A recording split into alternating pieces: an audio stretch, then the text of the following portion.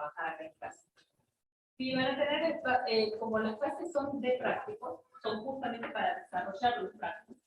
Entonces, las profes van a hacer el desarrollo de las consignas, las van a explicar, van a estar acá para que ustedes puedan trabajar, porque la teoría la ven conmigo. Entonces, las profesoras hacen el acompañamiento para que ustedes desarrollen los prácticos. Les ayudan a interpretar las consignas, pero seguramente no van a empezar y terminar el práctico en una clase. O sea, van a comenzar a hacer el práctico, se van a poner de acuerdo, van a ver las consignas, y después van a tener que, sí o sí, ver el modo de encontrarse para poder presentar el trabajo. ¿Sí? Eso ya es mucho más. Hola, hola. Hola, buen día. Bueno, comenzamos y saludamos. A mí no me ven, pero sí a sus compañeros. Así que saludamos a quienes nos están siguiendo en el otro aula. Cualquier cosa, me acerco un ratito enseguida por si queda alguna duda o alguna consulta. Nosotros ya comenzamos conversando de algunas cuestiones organizativas. Así que vamos a ir directamente a la clase para no perder demasiado tiempo. Bueno, ¿cómo vamos a comenzar? Nosotros para hablar de sociología, en este caso hablamos de sociología del derecho, ¿sí? Puede ser sociología general, puede ser teorías sociológicas, hay distintas denominaciones. En este caso, tomamos la sociología como una disciplina a nivel general, ¿sí? Y que tiene, como toda disciplina, un momento de inicio, ¿sí? Lo que nos interesa saber es cómo surge la sociología, qué pasó en la sociedad de esa época, ¿no? Cuáles eran las condiciones, cuáles eran las características que nos llevaron a que sea necesario la creación, la conformación de una disciplina como esta. Entonces, ustedes van a ver que en el programa hablamos del contexto de surgimiento de la sociología, es decir, todo lo que tiene que ver con lo histórico, con lo político, con lo social, con lo económico, esas condiciones que se daban en esa época, ¿no? En esta sociedad, en este caso en una sociedad europea, para que surja la sociología. Contexto de surgimiento. Entonces vamos a irnos a el siglo IX, ¿sí? Desde el siglo IX al siglo XV, hablamos de una sociedad feudal. Una sociedad feudal que tenía características puntuales y bien delimitadas. Esta sociedad se caracterizaba por una economía de subsistencia, que significa que se producía lo necesario para vivir, ¿sí? Una economía de subsistencia cuyo eje era la explotación agrícola. ¿Bien? Entonces, en este momento, cuando hablamos de una sociedad feudal, estamos diciendo que los feudos eran estas grandes tierras en manos de pocas personas, ¿verdad? Estos, quienes llamamos señores feudales. La cultura, en este caso la cultura religiosa, estaba vinculado a lo tradicional, al mandato divino, aquello que no se modifica, aquello que ya está sentado de una determinada forma, ¿sí? Que ya venía de este modo y que debía ser respetado y que además debía ser sostenido culturalmente para que pase de generación en generación y culturalmente podamos sostener estos mandatos, ¿sí? Entonces, esto se hace porque se hace y había ya una bajada clara. En este caso, además, la iglesia estaba muy relacionada a lo que tenía que ver con, bueno, que hasta la actualidad podemos decir una cuestión similar, con cuestiones de poder, ¿sí? La iglesia cobraba o recibía el diezmo, ¿sí? Que tiene que ver con el porcentaje de la producción. Y la forma de organización de la sociedad estaba en estamentos. ¿Qué significa esto? Que había o que no existían posibilidades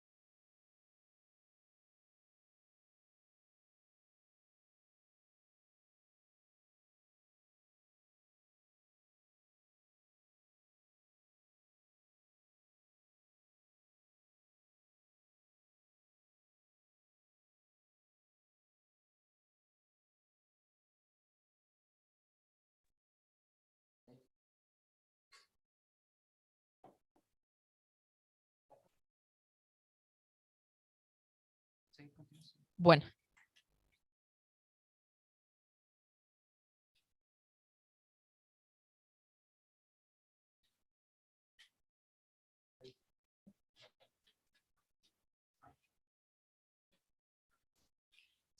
Entonces, estamos hablando del siglo IX y durante mucho tiempo este modo de funcionamiento tradicional, ¿sí?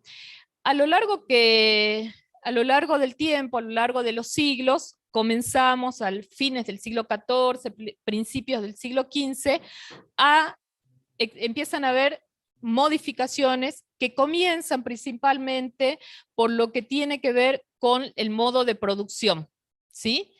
Comienza a decaer este modo de producción que estaba vinculado únicamente a la subsistencia, o sea, para sobrevivir, y empezamos a notar que este orden feudal empieza a quedar disgregado, es decir, que pasa de una vida agrícola a una vida urbana, ¿sí?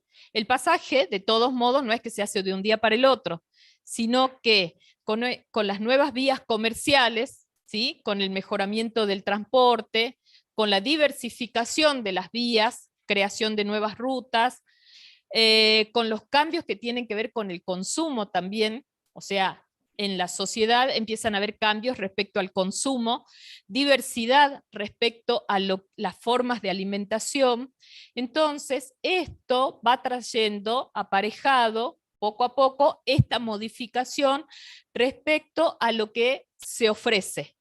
Por lo tanto, aparecen ya productos manufacturados, ¿sí? Entonces pasamos de esta economía principalmente agrícola, de explotación, para empezar a evidenciar grupos que se empiezan a diferenciar, ¿sí? El que produce, el que comercializa la materia prima, el que la transporta, el que hace los intercambios y demás. Entonces comienza una economía que tiene que ver ya con otros procesos y se empieza poco a poco a diversificar las funciones dentro de una sociedad.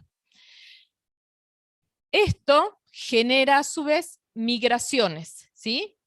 Migraciones de campesinos, campesinos que al verse, en muchos casos, sin la posibilidad de continuar con la explotación agrícola, comienzan a trasladarse a los centros de las ciudades, ¿sí? Entonces, en este caso, estas migraciones que reflejan de algún modo la búsqueda de una mejora en cuanto a calidad de vida, en realidad terminan funcionando de manera contraria. Es decir, que se producen migraciones internas a los grandes focos de las ciudades, donde en realidad terminan después hacinados, terminan con enfermedades, con plagas, con una cuestión de, nacen en Europa, digamos, empiezan a nacer determinados agrupamientos donde se caracterizan justamente por la precariedad, ¿no? En todo sentido, digamos, ¿no? En cuanto a lo laboral, en cuanto a la salud, en cuanto a la vivienda, empiezan a haber dificultades en el urbanismo. Pensemos sociedades donde los puntos álgidos en donde se encuentran los grupos mayoritarios empiezan a tener problemas en cuanto a el agua potable, a cañerías, a cloacas, a formas, a modos de intercambio en las calles y todo esto. Todo esto trae otras dificultades, ¿no? Vinculadas a estas condiciones de vida, ¿sí? Entonces empieza a haber un aumento de la población, pero que no es seguido de las condiciones necesarias para que esa población viva del mejor modo, ni tampoco están todavía dadas las condiciones para que se incluyan en otras formas de subsistencia, porque el trabajo, si bien precisa, estas nuevas formas de trabajo precisan de mano de obra, todavía no hay mano de obra calificada, ¿no? Porque los procesos no van en forma continua. Por lo tanto, no hay una formación de una mano de obra calificada para dar respuesta a esas demandas. Por lo tanto, se genera también desempleo que trae exclusión, ¿no?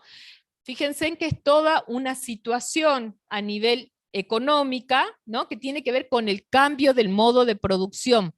Pasamos de un modo de producción agrícola a un modo de producción que va poco a poco siendo más industrializado, ¿sí? Entonces, ese pasaje genera toda una serie de situaciones y una serie de cambios que traen luego aparejados problemáticas sociales. Desde ahí ya empezamos a notar que estas problemáticas, quizás en el momento, en la época, no demandaban en sí de forma directa de una disciplina que se ocupe específicamente de esto, pero empiezan a hacer notar de algún modo un caos social. Un caos al que las disciplinas existentes tenían que dar respuesta. Cuando en una sociedad existen crisis, hay formas de dar respuesta o por lo menos de traer un poco de entendimiento a lo que nos pasa, ¿no? Puede ser desde la historia, puede ser desde la antropología, puede ser desde la psicología, pero hacía falta una disciplina que se ocupe de estas cuestiones que tienen que ver de la interacción entre las personas, ¿sí? Que van más allá de lo que es solamente individual, podemos hablar de la psicología, de la filosofía, o de lo grupal, o de lo que lleva el proceso en el tiempo, desde la historia o desde la antropología. Necesitábamos una disciplina que pueda lograr el entendimiento de estas situaciones que estaban sucediendo. Y por otro lado, en realidad, la sociología no es que nace con este espíritu solamente de ayudar a comprender lo que nos pasaba como sociedad, sino que viene con una promesa de volver a restaurar el orden. Recordemos que dijimos que en el inicio, la sociedad feudal, ¿no?, se caracterizaba por esta cuestión de lo tradicional, de lo que está establecido, previsible, que otorgaba ciertas características en las cuales las personas se podían desenvolver claramente sin mayores sobresaltos porque ya estaba todo de esta manera establecido. Cuando empiezan a haber modificaciones a lo largo del tiempo respecto al modo de producción, a las modificaciones en los trabajos, las funciones en los grupos, esto trae exclusión, trae pobreza, trae caos, entonces la sociología nace también asociada a una promesa de volver a restablecer ese orden perdido, ¿sí? Entonces tiene una impronta sumamente positivista en estos primeros pensadores. Esto es lo que vamos a ver también en esta unidad con el texto de Mills, que se llama justamente La promesa, ¿sí? Después lo vamos a ir asociando. Entonces, acá empezamos a ver la concentración de la propiedad de la tierra, ¿sí? Los latifundios, muchas tierras en manos de poca gente. Y esa forma de organización y de explotación de la tierra también empieza a tener otros nombres, ¿no? De funciones. En medio de todo esto, ¿qué es lo que se ve? Una lucha entre los defensores del viejo orden y quienes están a favor de las modificaciones, de volver a pensar la función en los sectores, de los lugares, de los espacios y demás. Entonces es una sociedad que si la empezamos a ver desde distintas aristas, es caótica por distintos motivos, ¿no? En todas estas estructuras. A esto sumamos también a todo lo que significa que el eje está puesto en el cambio principalmente de producción y en las bases económicas, sumamos los cambios que tienen que ver a nivel de religión, ¿sí? En esa época ubicamos la Reforma Protestante, que empieza a cuestionar el poder absoluto de la Iglesia Católica, ¿sí? Entonces, vemos que aquí otra institución fuerte, claramente establecida en la sociedad de la época, empieza también a ser cuestionada. Entonces, ¿qué es lo que trae esto a nivel social?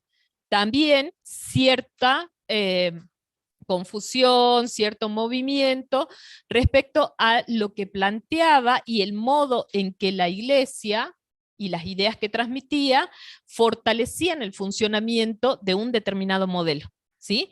Al ser cuestionado, hay una luz que empieza a dejar aparecer ideas del capitalismo. O sea, estas ideas de consumo, por ejemplo, estas ideas de lo individual. Antes, todas estas ideas estaban de algún modo corridas porque la Iglesia tenía un papel fuerte, ¿no? Y la Iglesia transmitía estas ideas de lo grupal, del bien mayor, de lo divino, de lo que ya viene preestablecido, del castigo, ¿sí? De las funciones que no debían correrse, esta idea del estamento, ¿no? De que uno nace campesino y se muere campesino. Entonces, al cuestionarse la Iglesia, comienza a correrse el eje también hacia lo individual, ¿no? Entonces empezamos a pensar en esa época sobre la posibilidad de lucro, sobre la posibilidad de ganancia, ¿sí? Sobre la posibilidad de que cada persona de manera individual puede producir para luego ir teniendo perspectivas de mejora respecto al lugar que le tocó. Bien, obviamente no sucede eso en ese momento, no sucede de forma inmediata, pero empieza a abrir las puertas para lo que tenemos como, luego con respecto al capitalismo. Empieza esta idea del espíritu burgués, ¿no? El espíritu de ganancia, que legitima la ganancia, que dice que está bien ganar, ¿no? Antes estaba mal visto.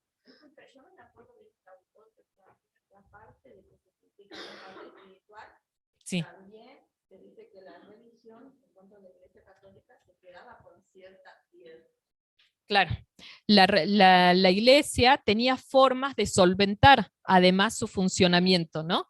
Y tenía establecido y era incuestionable la riqueza que se producía, el cobro del diezmo, que estaban incluso por leyes, o sea, la 10ª parte de la producción tenía que ir para la Iglesia. Entonces, sabemos que la base económica otorga poder en otros niveles, otorga poder a nivel social. Entonces, ahí estaba legitimado, digamos, el poder también de la Iglesia. Pero en este momento, estamos ya hablando del siglo XV, comenzamos a evidenciar estos cambios que impactan a nivel social, ¿sí? Entonces, se legitima la ganancia, iniciativa individual, empezamos a hablar ya del capitalismo.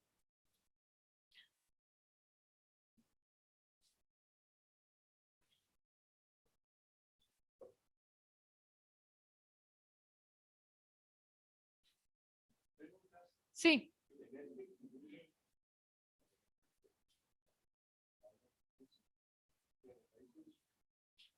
Empieza, perdón, ¿a hablar de qué?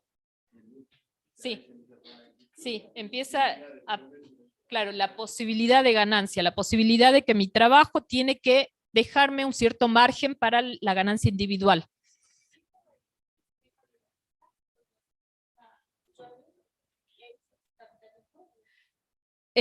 Luke empieza a pensar en estas ideas liberales, sí, sí, sí.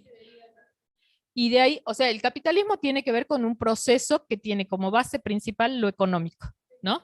Y entonces desde ahí impacta en las otras bases de la sociedad. Así es.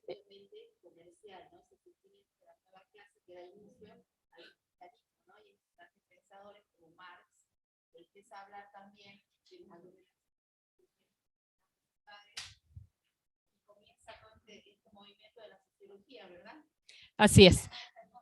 Cuando empezamos a ver los cambios a nivel económico, a nivel de producción principalmente, que luego llevan a lo económico, eso tiene una relación con lo social, ¿no? Entonces, producción, economía, social, ¿sí?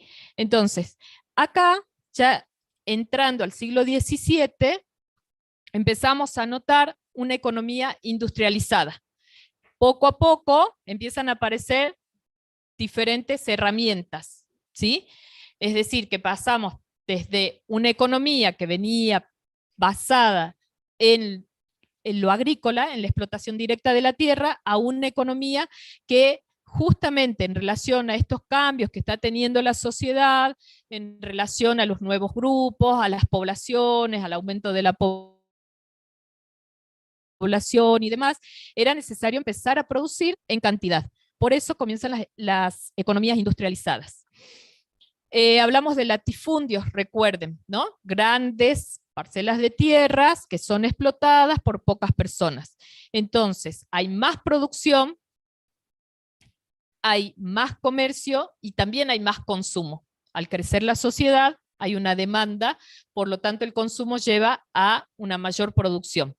Esa mayor producción lleva también a un proceso de industrialización, ¿sí? ¿No? Que decíamos hace rato, las inmigraciones campesinas principalmente, que va trayendo condiciones sociales que luego son las que van a empezar a despertar el interés por poder entender qué es lo que pasaba respecto al hacinamiento, respecto a la pobreza, a las enfermedades, a las plagas y demás, ¿no? Entonces vamos viendo cómo se va constituyendo esto que las compañeras decían respecto a la burguesía. O sea, empezamos a ponerle nombre a los grupos sociales, la burguesía y el proletariado. ¿Quiénes constituían la burguesía? La burguesía estaba constituido por los ex terratenientes y los ex mercaderes, ¿sí? Los que en algún momento tuvieron una función clara en la sociedad, en esta sociedad cambiante, en ese momento, constituyen la burguesía, ¿sí? Y el proletariado está constituido por los campesinos y los artesanos en quiebra. Recordemos que antes del capitalismo, antes de esta época, las formas de agrupación, las formas de funcionamiento estaban delimitadas por gremios de artesanos, ¿no? Los gremios de artesanos donde se transmitía conocimiento, donde estaban los discípulos, los aprendices, donde aprendían determinado oficio y ese oficio era transmitido de generación en familia, se dedicaba a la manufactura de un determinado producto y participaba de la elaboración en sus distintas etapas, desde que trabajaba con la materia prima y estaba involucrado el conocimiento en cada una de las etapas de ese proceso para luego poder intercambiarlo, comercializarlo, ¿sí? Entonces, el conocimiento también tenía una característica de esta índole, o sea, un conocimiento que es manejado por un grupo más reducido, que además tiene un conocimiento total, de principio a fin, de una determinada acción, de una determinada función que les llevaba a producir algo. Ya pensemos, no sé, en el que produce zapatos, desde que compraba el cuero, desde que aprendía todo el oficio de realizarlo hasta que una vez que terminaba podía llevarlo para intercambiarlo, para comercializarlo o lo que fuera. Entonces la persona estaba involucrada en todo el proceso de producción. Eso luego cambia cuando hablamos del capitalismo, ¿no? Hoy no se nos ocurre que, no sé, don Batistela se ocupe de hacer todo el proceso que, para la venta de los zapatos después, ¿no? Hay una división del trabajo a nivel social, ¿no es cierto? Que lleva a que cada persona tenga una determinada función dentro de esa cadena de producción para luego llegar a el objetivo final, que es el producto en sí, ¿sí? Pero hoy no podemos decir que quien trabaja en una fábrica tenga conocimiento de todo el proceso, porque seguramente trabajará en una parte, en un sector de esa fábrica y se ocupará de una función determinada, ¿no? Eso vamos a ir viendo igual más adelante con el tema de la flexibilización y la división del trabajo. Entonces, aparecen nombres como la burguesía, el proletariado. Aparece la expansión mundial de los países europeos, ¿sí? Recuerden, España, Portugal, primero, después Francia, Inglaterra, empiezan a conquistar territorios en otros lugares, ¿sí? Empieza lo que denominamos el imperialismo. esas características también se suman a este nuevo funcionamiento, a esta nueva idea de sociedad, ¿no? Empiezan a cambiar las concepciones de lo que significa ser una persona y estar perteneciendo a un determinado grupo en esa sociedad de la época, ¿sí? En ese momento, ¿cuál es el cambio que se relaciona principalmente con el pasaje de una sociedad feudal a una sociedad industrializada? Cuando nosotros hacemos esta pregunta, siempre pensamos en las revoluciones, ¿no? La revolución industrial, la revolución francesa, que marcan de algún modo el paso y la modificación de un tipo de sociedad a otra. Ahora, no es tan sencillo verlo como si fuera una línea de tiempo. Por ahí en historia nos acostumbraron a que dibujamos una línea de tiempo y ponemos 1789 acá y después acá y acá, y vamos haciendo un relato de fechas y de nombres. Y en realidad, bueno, sabemos que los cambios en una sociedad no son tan lineales. No es que yo me levanté en un día y al otro día cambió de fecha y vino toda una modificación, ¿no? No es solamente la fecha y el nombre y el prócer, sino que hablamos de procesos sociales que por lo tanto tienen en el tiempo una serie de situaciones, una serie de prolongaciones que es difícil a veces captarlos. Por esto es que es importante ir teniendo en cuenta qué es lo que pasaba con las sociedades de la época, ¿no?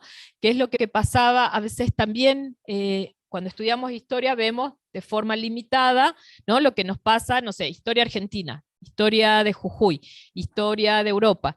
Y a veces es importante ir articulando lo que pasaba con las sociedades de la época para ir teniendo un entendimiento un poco más amplio, ¿no? Decir, ¿por qué sucede tal cosa? ¿Por qué hablamos del proceso de industrialización? ¿Por qué esto de las revoluciones? Entonces, acá podemos ubicar, por ejemplo, la denominada Revolución Gloriosa en Inglaterra en 1688. Esto como para tener datos, ¿no? Después podemos ir ampliando esos datos, pero como para tener datos. La Revolución Norteamericana en Estados Unidos en 1776 y la Revolución Francesa en Francia en 1789. ¿Sí? Son tres revoluciones que están marcando en estos siglos, siglo XVII, siglo XVIII, están marcando cambios. ¿Sí? Estas revoluciones son políticas, son revoluciones políticas y marcan el crecimiento del poder de la burguesía, ¿sí? O sea, van en relación a esto que estábamos hablando respecto a los cambios a nivel económico, a los cambios a nivel social, empieza a fortalecerse la idea individual y la idea de consumo, ¿sí? Entonces estas revoluciones políticas vienen asociadas o vienen a profundizar aún más estas ideas de modificación. ¿Bien? Entonces son revoluciones políticas y también marcan el debilitamiento de la nobleza y el debilitamiento de la monarquía. Al avanzar ideas vinculadas al individualismo, ¿sí? De grupos sociales, de asociaciones, de trabajadores, ¿sí? Y también con una situación de caos a nivel económico, social, empieza también a debilitarse esta idea del monarca que todo lo provee, que todo lo resuelve, esta idea de religión, ¿sí? Porque no alcanzan, estas ideas ya no alcanzan para dar respuesta a las demandas de una sociedad que venía en crecimiento. Entonces, la concentración urbana también va a generar toda esta serie de problemáticas.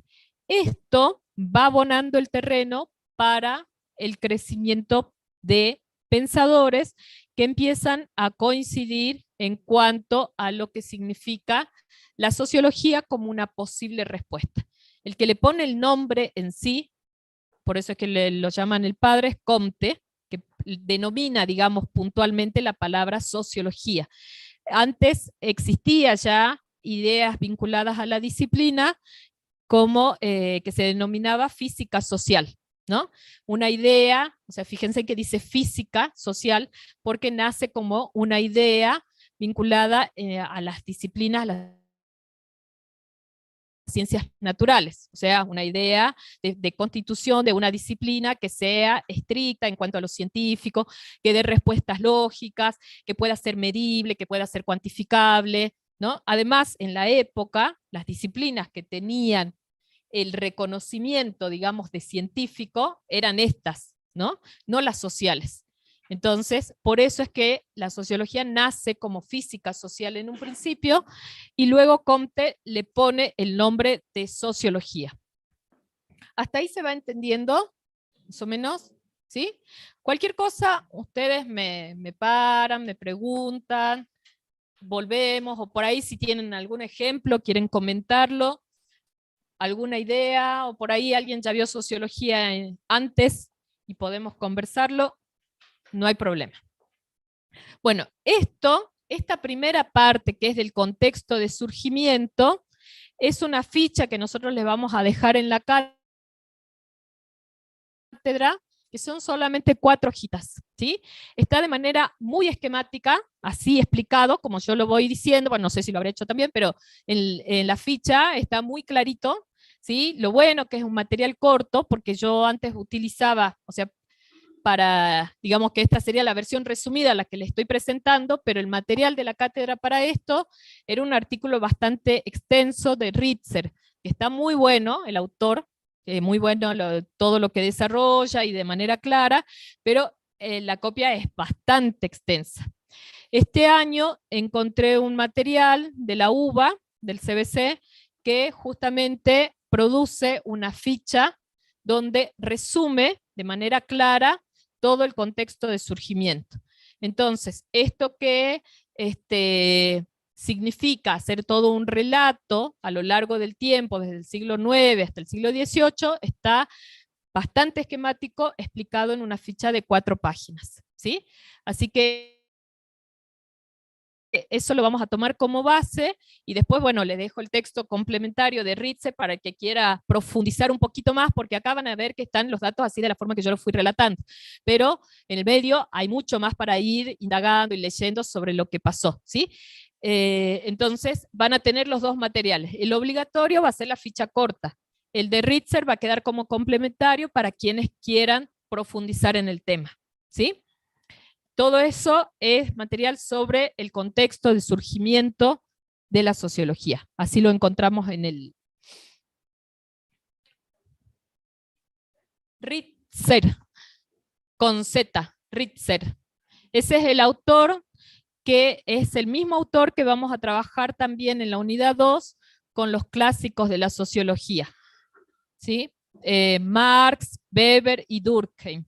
Es el mismo autor, así que les puedo dejar el libro completo.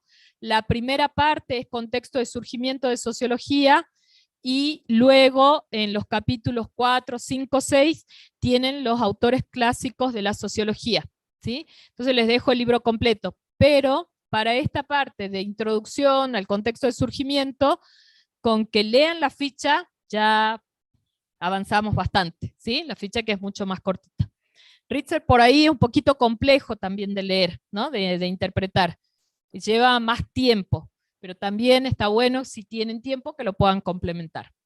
Nosotros en la unidad 1 vamos a ver Bauman y May, pensando sociológicamente. El texto de Ritzer se llama Teoría Sociológica Clásica. Vamos a ver Mills, La promesa, que el capítulo que tomamos es la imaginación sociológica. Y vamos a ver Bourdieu, cuestiones de sociología. De ese vamos a tomar el capítulo 2, una ciencia que molesta. Sí. No, esta tarde vamos a subir. A ver, les repito. Ritzer, Teoría Sociológica Clásica, ese es donde está el contexto de surgimiento y también están en este libro los capítulos 4, 5 y 6 que corresponden a la unidad 2, ¿sí? Cuando veamos los clásicos. Igual, la parte del contexto de surgimiento de Ritzer, que es extenso, ¿sí? Y que es complejo por ahí de leer, lo pongo como complementario, ¿sí? No como obligatorio. Está bueno, si avanzan con eso, está muy bueno. Después, a ver, voy uno por uno. Después, en unidad 1, vamos a ver Mills, la promesa, el capítulo La imaginación sociológica.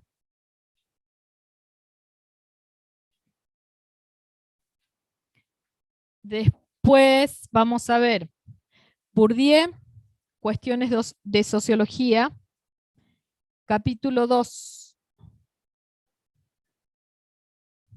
Vamos a ver Bourdieu, el libro se llama Sociología y Cultura, capítulo 2. Una ciencia que incomoda.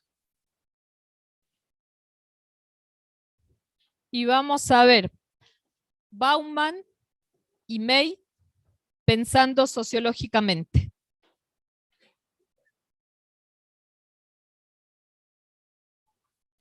Bauman, son dos autores, Zygmunt Bauman y Tim May, pensando sociológicamente. Son capítulos todos, así que parece mucho, pero en realidad no es mucha, no es muy extensa la unidad 2, la unidad 1, perdón, y los autores, estos que nosotros proponemos, están relacionados en cuanto a la mirada que tienen respecto a la sociología.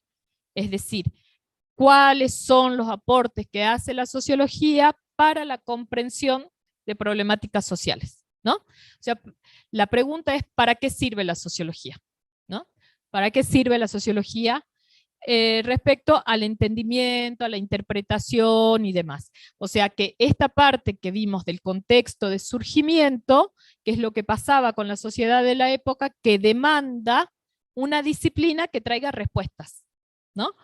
Entonces después por eso es que el texto de Mill se llama La promesa, porque decía que toda esta idea venía con una promesa de respuesta a todo, sin embargo esto no sucedió, ¿no? Este progreso social, progreso científico, de conocimiento y demás, traía una respuesta a todo, supuestamente debía traer una respuesta a todos los problemas, pero finalmente no sucede. Entonces, vamos a empezar nosotros a relacionar lo que veníamos viendo con el texto de Bauman y May. Ese texto que nosotros les dejamos se llama Pensando sociológicamente, ¿sí? Ese es uno de los que les mencioné. Vamos a ver si llegamos a desarrollar Bauman y May. Entonces, ¿cómo definen, en este caso, los autores a la sociología? Ellos dicen que la sociología es una práctica sistemática, ¿sí? Que está organizada, que tiene método de estudio, que utiliza la razón para abordar cuestiones sociales. Se ocupa del estudio de la sociedad y de las relaciones sociales. ¿Bien? O sea, no de la persona en sí o del grupo en sí, sino de la interacción social, del encuentro entre personas. ¿Sí? Entonces los autores hablan de una sociología que está vinculada a este tipo de abordaje de lo social, de los grupos.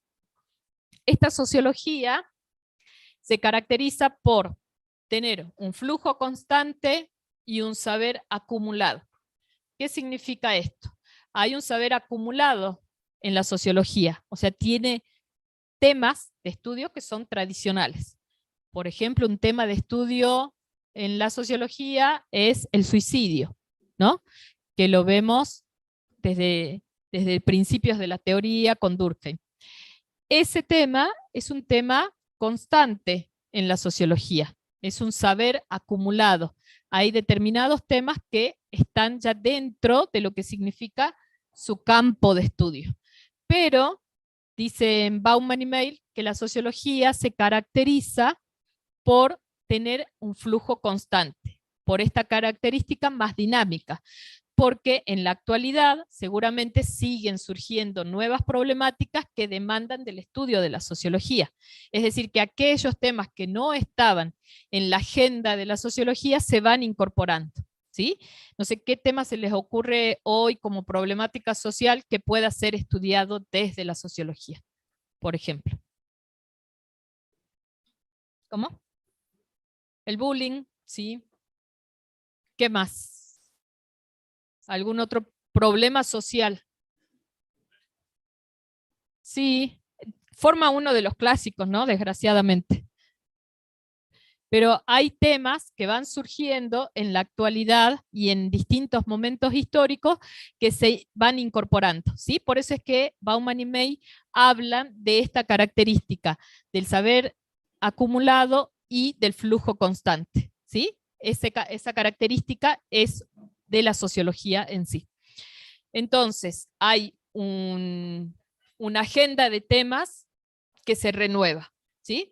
Y que se renueva en función de las modificaciones sociales. Puede ser el bullying, puede ser, no sé, la contaminación ambiental, la seguridad, violencia de género, ¿sí? Hay distintos temas que van renovando la agenda de la sociología.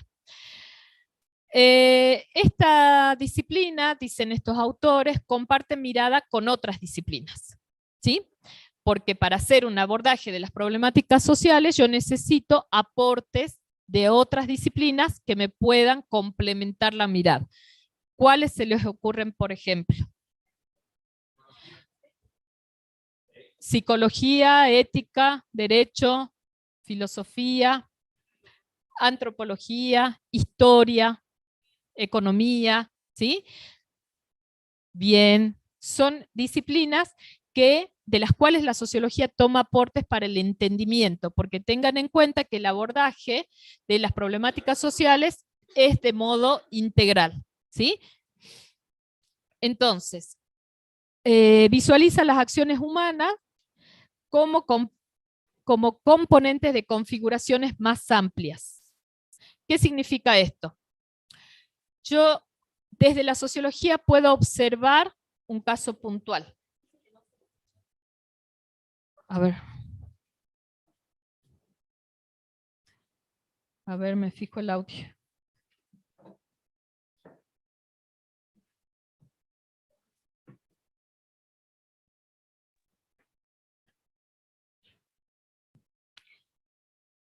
A ver, avisen si escuchan porque el audio está activado.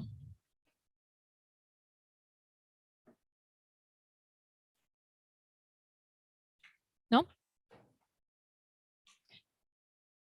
En el chat están avisando. Pues de todos modos, si hay una interrupción, la clase queda grabada. Así que igual la pueden seguir viendo. Entonces, Bauman y May dicen que la sociología se distingue por visualizar las acciones en sí como forma, como partes de configuraciones más amplias, ¿sí? Y también la dependencia entre los actores sociales. ¿Qué significa esto? Que cuando observamos una acción, esa acción no está aislada de todo el resto, ¿sí? Sino que forma parte de una configuración más amplia. Si yo estoy yendo a dar clases a San Pedro y en el medio me para un corte de ruta y no puedo llegar o llego tarde, no es que hubo un castigo divino y que yo no puedo llegar y que yo individualmente tuve este problema y que por eso me ocasiona toda esta serie de dificultades. Hay una configuración más amplia, ¿no? Un corte de ruta que tiene que ver con derechos laborales, que tiene que ver con ciertas circunstancias económicas a nivel provincial, a nivel país, a nivel global. O sea, las acciones forman parte de una configuración más amplia, es decir, que están enmarcadas, no están sueltas, ¿no? Así es. Por eso es que Bauman y May dicen que las acciones forman parte de configuraciones más amplias y de la dependencia entre actores sociales. ¿Qué pasa cuando alguien va a la cancha, por ejemplo? ¿No? ¿Qué pasa cuando se encuentra en una hinchada, en una situación colectiva? Es probable que por ahí haga alguna acción que individualmente no se animaría a hacerlo, ¿no? Pero estando en un grupo amplio, en ciertas circunstancias, con ciertas condiciones, es probable que realice acciones que a lo mejor individualmente no las haría. Por eso es que Bauman y May dice que la sociología tiene esta característica de enmarcar las acciones en configuraciones, en redes, ¿no? Y también en la codependencia mutua. Yo actúo y no actúo solamente de manera individual, sino que con mi acción estoy de algún modo involucrando a otras personas, ¿sí? Para bien o para mal, ¿no? Las decisiones que yo tomo individualmente repercuten en los grupos sociales.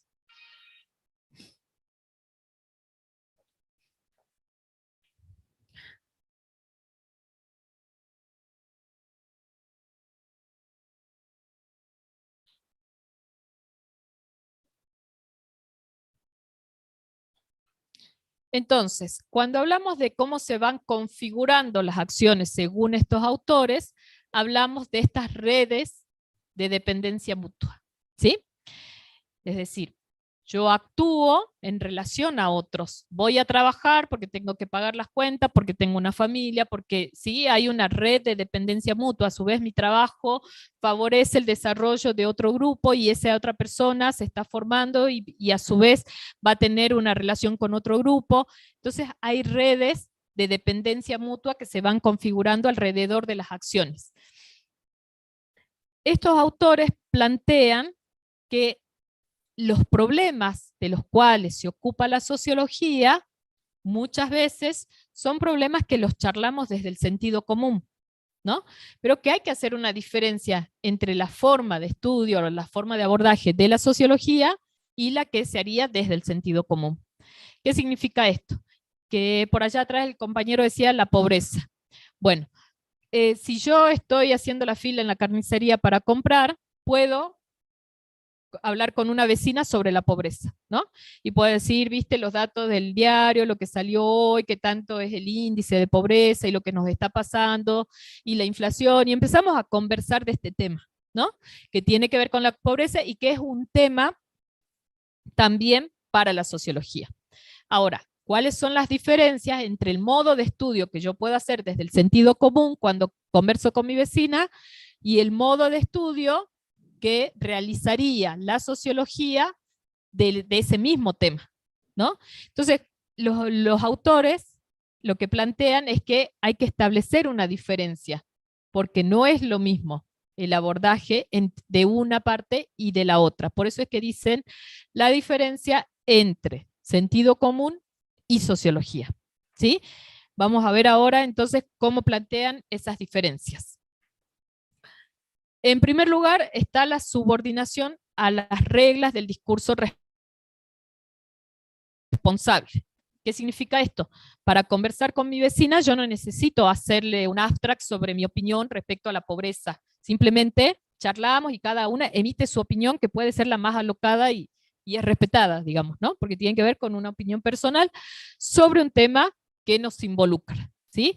Pero la sociología sí se rige por determinadas convenciones que tienen que ver con la forma de comunicación, es decir, cómo comunico esa idea respecto al tema, ¿no? Entonces, tanto en lo escrito, en la oralidad, yo voy a regirme por convenciones discursivas, ¿sí? Ahí empezamos con una primera diferenciación. Luego, el tamaño del campo. ¿Qué significa esto? Por ejemplo, si yo voy por un determinado barrio de la ciudad, paso por un colegio secundario y veo que en la esquina de ese colegio hay dos estudiantes que están tomando alcohol. Capaz que si voy charlando con una vecina, con un amigo, con quien fuera, alguien, así de manera prejuiciosa, puede decir, en ese colegio todos son alcohólicos, ¿no? Ahora, desde la sociología yo no puedo emitir una opinión de este tipo, ¿no? No solamente por las reglas del discurso, sino que el tamaño de la muestra tiene que ser coherente con el resultado de la opinión que voy a emitir. Es decir, que no porque vea a dos estudiantes que toman una cerveza, yo voy a concluir que todos son alcohólicos. Es probable que desde el sentido común, sí, alguien pueda decirlo así libremente, pero desde la sociología yo voy a tener que analizar cuál es la relación entre lo que estoy estableciendo y el tamaño de la muestra, es decir, lo que me delimita a mí el campo de estudio.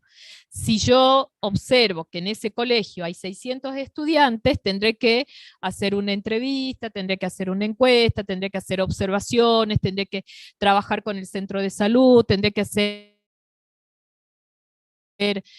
observaciones familiares, ver cómo se constituye, qué pasa con los ingresos económicos, qué pasa con la constitución de la familia, qué pasa con las concepciones respecto al género, respecto a las funciones, respecto al modo en que esa familia funciona y cómo eso incide en cada uno de estos estudiantes que asisten a un determinado colegio, ¿no?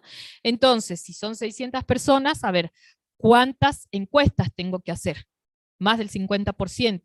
¿Cuántas entrevistas? Entrevistas individuales, entrevistas grupales, observaciones de clase, observaciones de grupo, para que el tamaño de la muestra sea coherente con el estudio que luego voy a concluir desde la sociología, ¿sí? Por lo tanto, yo no puedo utilizar una observación para establecer una conclusión prejuiciosa, ¿sí? Entonces, la segunda distinción tiene que ver con el tamaño de la muestra que me permite a mí comprender cómo se forma el pensamiento respecto a un tema.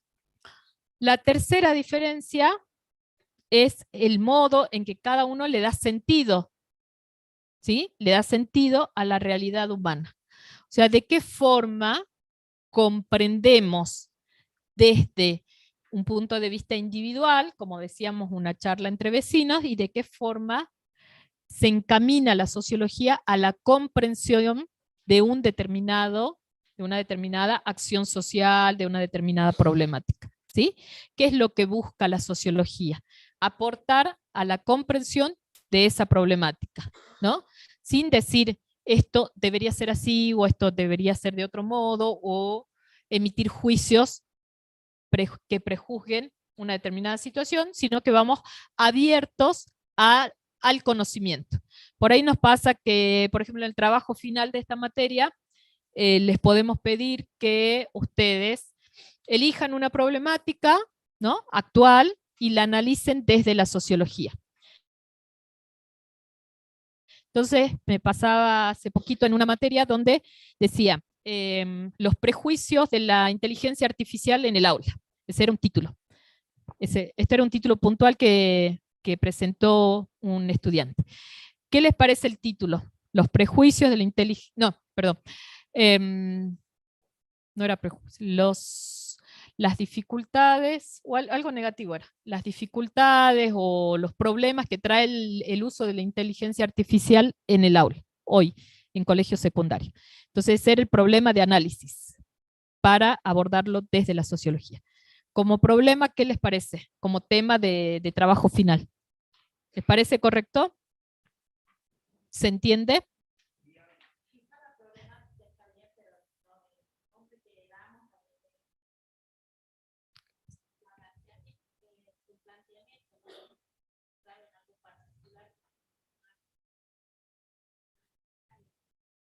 Bien, ahí estamos hablando de la delimitación del campo. O sea, si yo digo los problemas de la inteligencia artificial en el aula, estoy hablando de todos, ¿no? De Jujuy, de Argentina y el mundo. Sí, la delimitación está bien. Pero hay otra cosa. Los problemas de la inteligencia artificial, del uso de la inteligencia artificial en el aula. ¿Qué corregirían?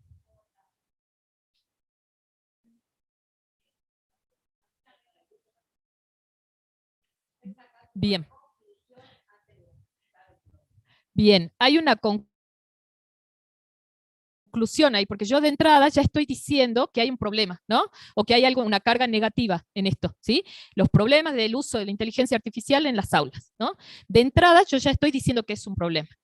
Y eso es una hipótesis mía. que yo la puedo sostener, que la puedo, inclusive durante el desarrollo del trabajo, ir fundamentando y llegar al final y sostener mi hipótesis y decir sí, hay dificultades por esto, por esto, por esto. Pero no la puedo plantear antes de ir al campo y hacer, porque es lo mismo que yo diga acá en este colegio o acá todos los que estudian sociología son borrachos. O sea, después capaz que la, no sé, capaz que la justifico, pero no. Pero no. Pero es una hipótesis que yo tengo que ir abierta al conocimiento. Yo tengo que tener la predisposición para ir y descubrir y analizar las distintas variables, recoger información, recoger datos, poner el problema históricamente, ¿sí? Analizarlo con variables económicas, políticas, decisiones de políticas educativas, qué pasa en la provincia, incluso si tienen internet, no tienen internet, o sea, hay una serie de variables que van a aportar a ese entendimiento. Por lo tanto, el problema es válido en sí, o sea, el tema de que plantean es válido, porque es una problemática actual, es una situación que sí, que actualmente nos atraviesa. Entonces, una de las cuestiones a tener en cuenta es la relevancia, y el tema sí es relevante, está bien. Ahora el planteamiento es el problema, sí.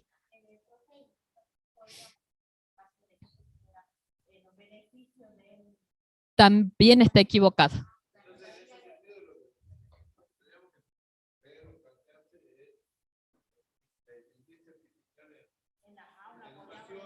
Uh-huh. Claro, la idea también es ir en forma de incógnita al campo, ¿sí?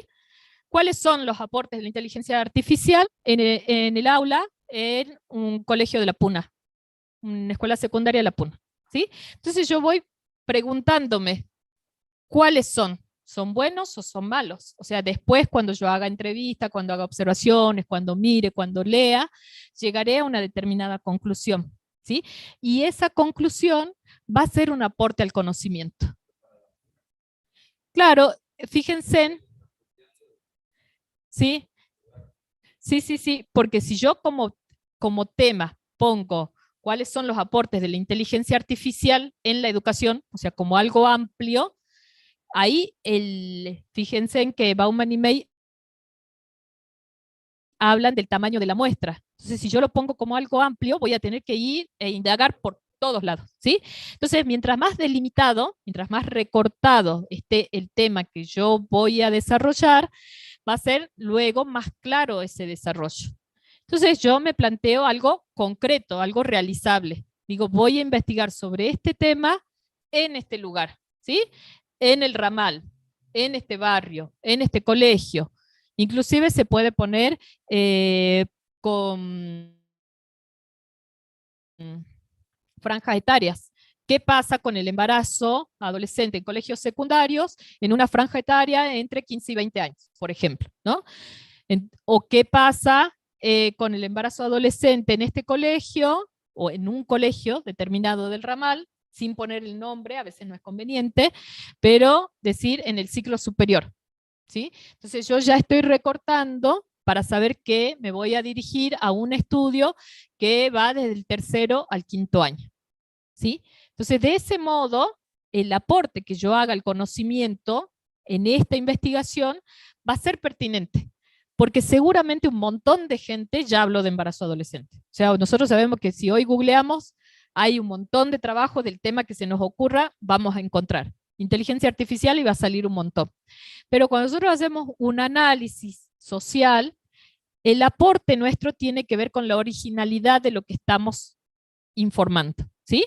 Porque puede haber un montón de información sobre inteligencia artificial, pero quizás todavía no hay demasiado sobre ese tema en la provincia de Jujuy, en la Puna, ¿sí? Y en este momento histórico, en este periodo. Entonces yo estoy diciendo, voy a trabajar en la Puna jujeña en el lapso de tiempo del 2020 al 25, una cosa así, un análisis comparativo. Entonces, en ese caso, mi estudio se constituye en un aporte al entendimiento de una determinada problemática, que después puede ser comparado con otros casos, por ejemplo, ¿sí? Entonces, La última diferenciación dice que la sociología observa cuestiones cotidianas de forma más conscientes, menos sujeta a la manipulación y más fuerte ante el control. Estábamos hablando de las diferencias entre el sentido común y la sociología. ¿Recuerdan? Que los autores de esto plantean 4 diferencias. Entonces la cuarta dice que la sociología lo hace de forma más consciente.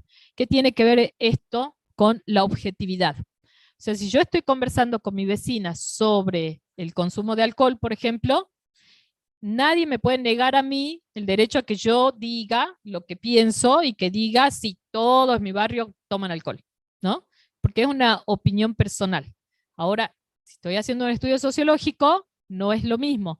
Por lo tanto, ese estudio tiene toda una serie de organización sistemática, de uso de la razón, de uso de herramientas metodológicas que me llevan a que esa producción se realice de una forma diferente, ¿sí?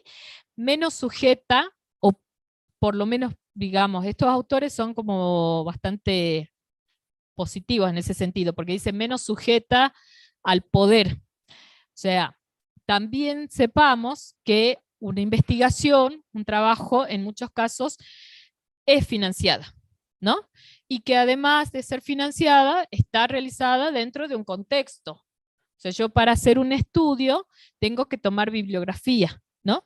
Y hago uso de la bibliografía que tengo disponible, que es la bibliografía que se produce en un determinado momento histórico. Entonces, es muy probable que las ideas que yo produzca, ¿no?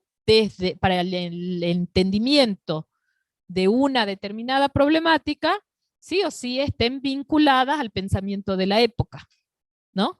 Por algo es que coinciden los procesos de cambio social en un momento histórico, en un determinado lugar, ¿no?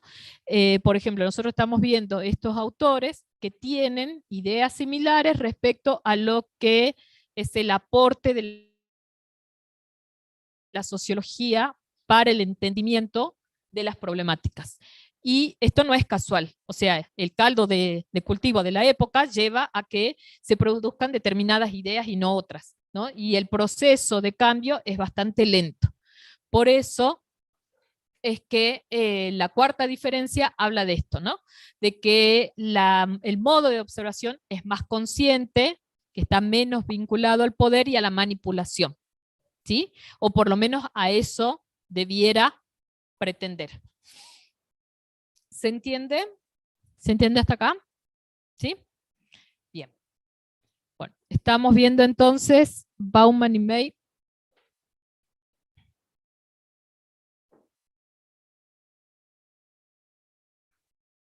No sé si vamos a llegar porque ya estamos cerca. Sí.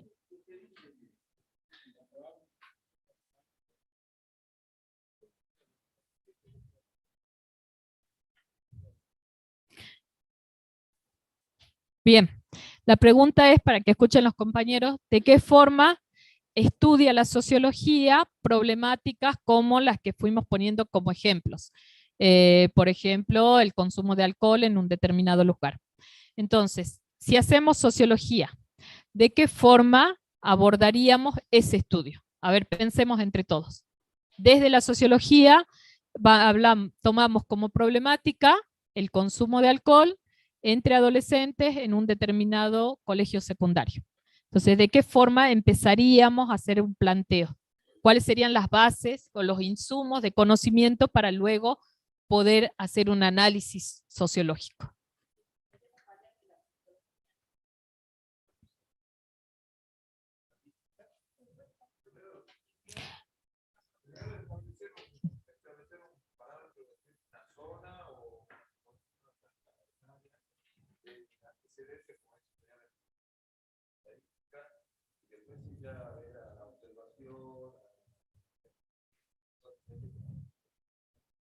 Bien, a ver, yo voy repitiendo lo que mencionaron para que nos escuchen. Entonces, datos estadísticos que se pueden obtener a través de encuestas, de entrevistas, se puede trabajar, no sé, con el centro de salud para ver qué datos, con el censo, qué datos obtenemos, ¿sí? Sería como una base. Después dijeron el aporte de otras disciplinas, como la psicología, por ejemplo. Después una compañera dijo estudio de la familia. Sí.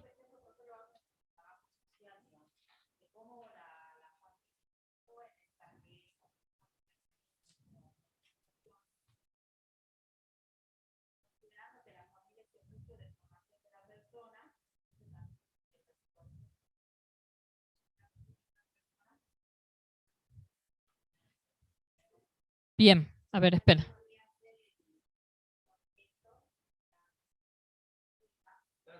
El barrio, la comunidad, la familia, rendimiento académico.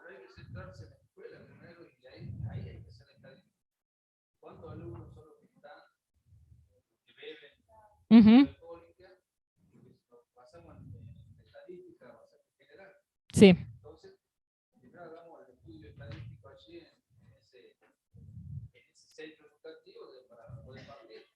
Bien.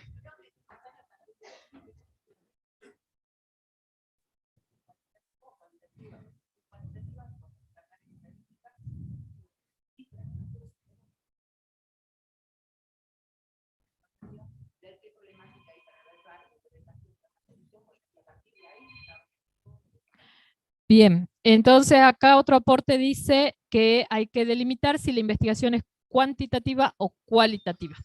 Bueno, ahora, tenemos que empezar a pensar que la sociología tiene este abordaje amplio, ¿no? Que, por ejemplo, si decíamos la familia, a ver, la responsabilidad, los alcances en cuanto a la familia donde crece ese adolescente que consume alcohol, ¿no?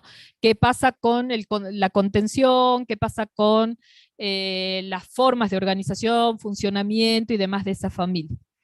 Decían también respecto al colegio, cuáles son los datos a nivel general de este colegio, cómo se caracteriza, dónde está inserto, cómo es el barrio, cómo es la comunidad. Entonces, yo les diría que estos son datos y que está bueno empezar por lo estadístico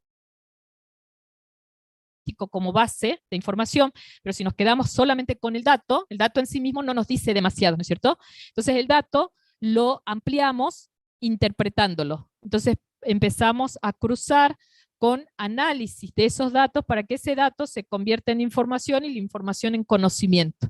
Cuando yo tengo el número suelto, es un simple dato y yo digo un 30% de esta comunidad educativa, de estos estudiantes, que son 600, el 30% consume alcohol y la franja etaria dice que comienza desde los 14 años y sigue hasta los 18, ¿no? Yo tengo el dato. Cuando ese dato lo empiezo a analizar con estas otras variables que ustedes fueron mencionando, acerca de la familia, acerca del trabajo, acerca de los tiempos que comparten en el hogar, acerca de, no sé, las características del barrio, acerca de cómo a nivel institucional por ahí hay proyectos o no hay, ¿no? Para poder abordar esta problemática, qué pasa con la gestión de esa institución. O sea, empiezo a cruzar ese dato, empiezo a entender el porqué de ese número. Entonces, ahí el estudiante deja de ser solamente el 30% y empieza a convertirse en una persona que tiene esta edad, que vive en este barrio, que para llegar al colegio a lo mejor demora más de una hora, ¿no? Que a lo mejor vive con la abuela o que a lo mejor es del interior y le alquilan una pieza y ni siquiera se alimenta bien. Entonces yo el dato empiezo a convertirlo en información, empiezo a darle entendimiento. Y a su vez, desde la sociología, lo que vamos a hacer es toda esta información que vamos constituyendo, le vamos a dar una vuelta más cruzándolo con variables que tienen que ver con lo económico, con lo cultural, con lo social, porque esa familia que muchas veces se la responsabiliza y decimos, la culpable está o en la persona o en la familia, ¿no? Porque la familia no contiene, porque la familia no está, porque el padre nunca está, o porque el padre también consume alcohol y entonces transmite esto, o porque golpea a sus hijos. En realidad, la familia es el fruto de una sociedad, ¿no? La familia es el fruto de ciertas decisiones a nivel macro, a nivel político, a nivel económico, que hace que avance el tema de la flexibilización laboral, de la precariedad, que eso trae todas estas características que veníamos viendo. Fíjense en el paso de una sociedad feudal a una sociedad agrícola, fíjense que grandes cambios a nivel macro, a nivel de producción, a nivel de uso de herramientas, fueron generando, por ejemplo, que el campesino, que antes era protagonista de la explotación agrícola, de pronto quede marginado, tenga que trasladarse, que tenga que sufrir toda una serie de cuestiones que tienen que ver con la exclusión, con la marginalidad, con la pobreza, que eso además trae la falta de acceso a los servicios públicos, servicios educativos, de salud, de vivienda y demás. Eso seguramente va a traer aparejado que luego su familia también padezca este tipo de consecuencias, ¿no?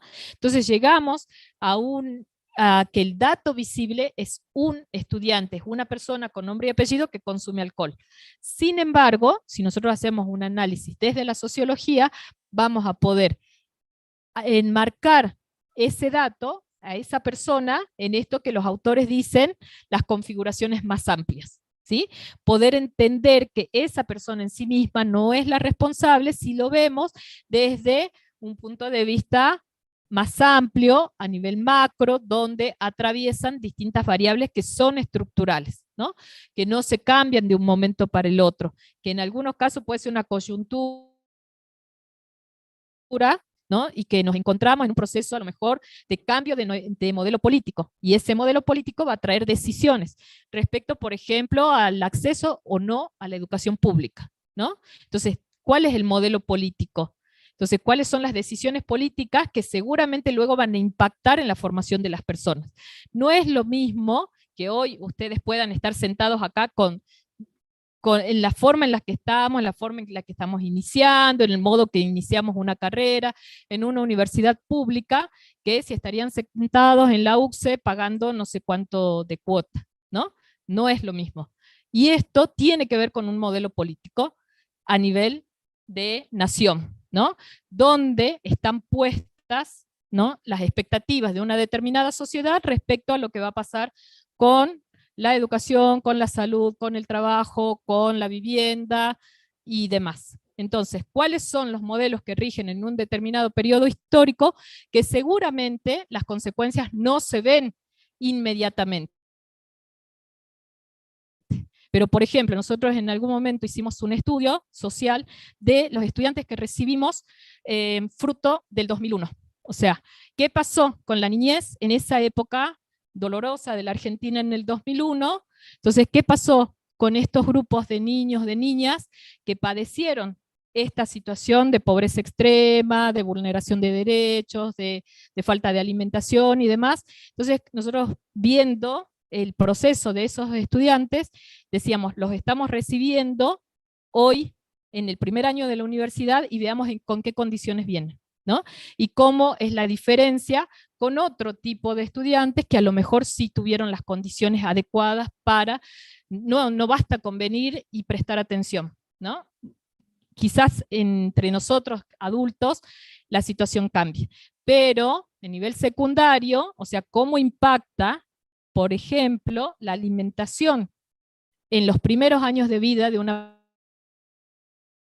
persona que llega al cuarto, al quinto año, que a lo mejor no tiene todas las condiciones necesarias para poder prestar atención cuando se está durmiendo porque no desayunó, ¿no? Entonces son condiciones concretas de existencia que no podemos negar. Y que entonces no es algo tan sencillo de decir solamente es el individuo, solo la familia, porque formamos parte de un grupo más amplio.